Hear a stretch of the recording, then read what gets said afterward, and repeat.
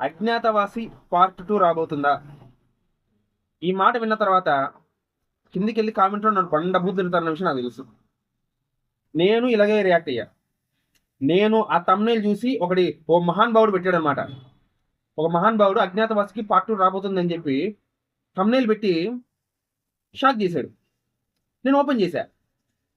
తీరా మొత్తం చూసిన తర్వాత ఏమర్థమైందంటే ఆడు చెప్పిన తర్వాత సొల్లని అర్థమైంది. వాడది ఎగ్జామ్షన్ చేసుకుని చెప్పాడంట. మళ్ళీ దానికి 20,000 వ్యూస్ ఉన్నాయి, 20K వ్యూస్. చాలామంది రిపోర్ట్లు కొట్టారు అనుకోండి, ఫేక్ న్యూస్ స్ప్రెడ్ చేస్తున్నారని చెప్పి. కింద కామెంట్లో కూడా గట్టిగా వేసుకున్నారు. ఆ వీడియో మీకు కనపడకపోవచ్చు యూట్యూబ్లో, బట్ దానికి నేను చూసినప్పటికీ 20K వ్యూస్ ఉన్నాయి.